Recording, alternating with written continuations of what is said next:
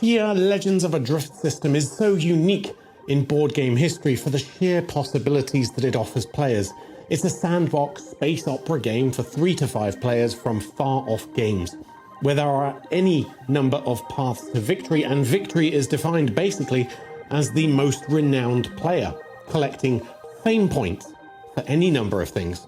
If you've ever played the old PC game Wing Commander Privateer, to me this feels like a board game version of that.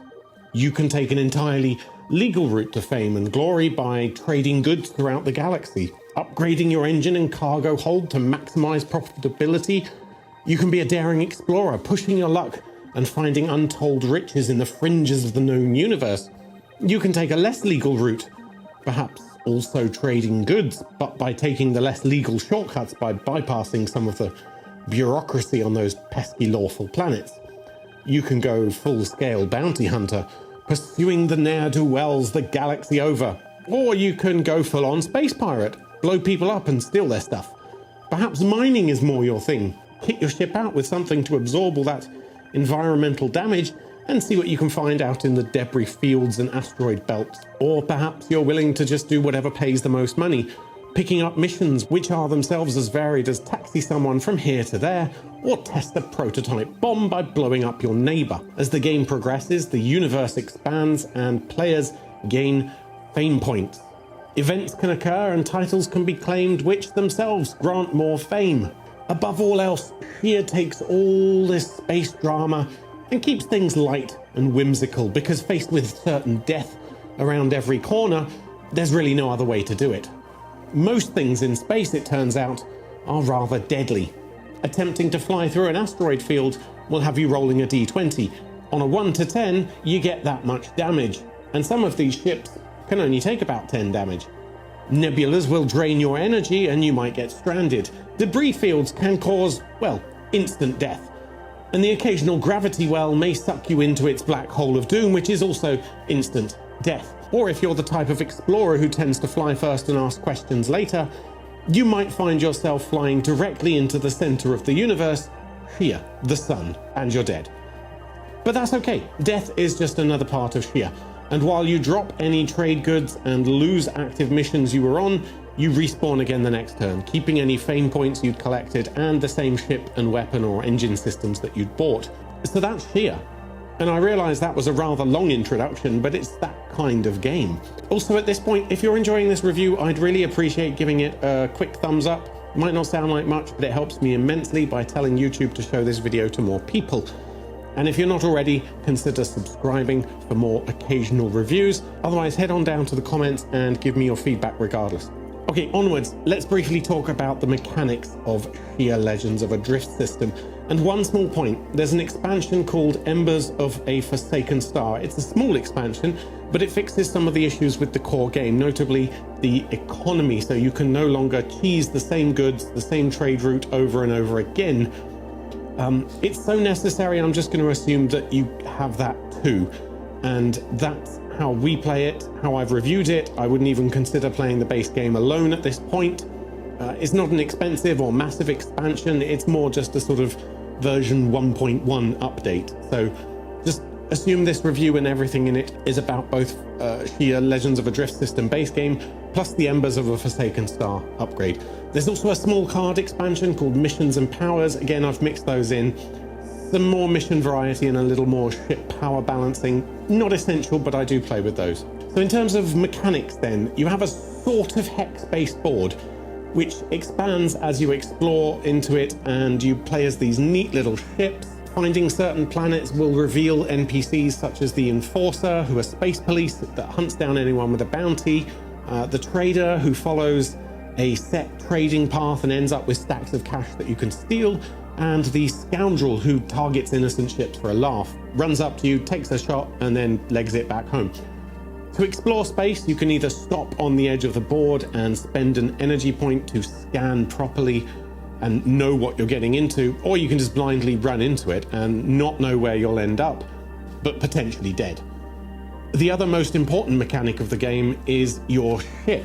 So everyone is going to have a unique ship like this, which you will outfit with any number of engines, weapons, shields, as you wish, fitting them all onto your ship template, and then any additional space can be used for cargo. Now, you're not going to be able to fit everything. If you want a big missile, you probably won't be able to have some standard sort of laser guns. If you want shields, you might not have the best engine. It's a balancing act.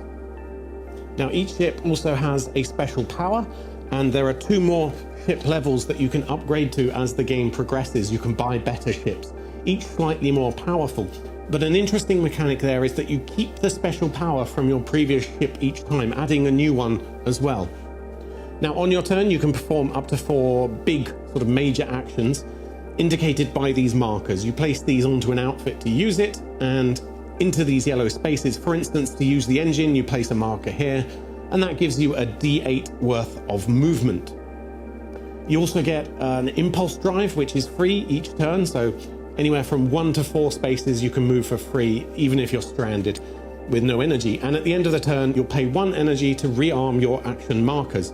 Now, if you land on a planet, you can end your turn there, which lets you refuel to full energy for free. You then thaw any ice damage that you've taken, and optionally you can pay 1,000 credits to remove any more permanent lasting damage. You can also do business like upgrading your ship, exchanging exploration tokens, and so forth.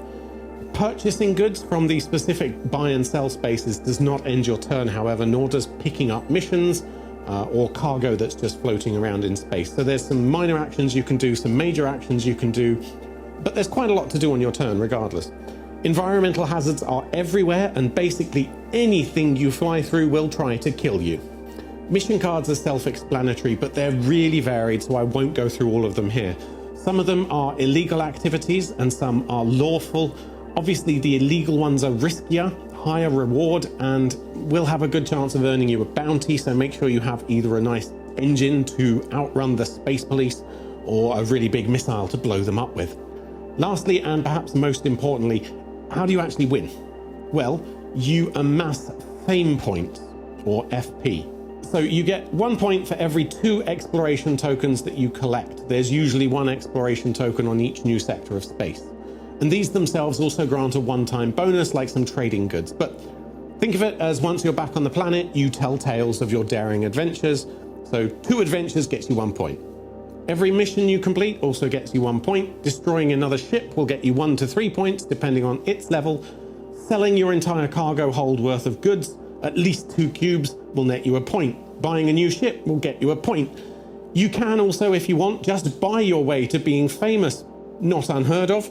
5,000 credits for 1 point, though your final fame point cannot be bought. You can even get points for being kind. Help out a stranded player, i.e. one that's ended up in the middle of the space with no energy left, give them some of your energy, you get 1 point.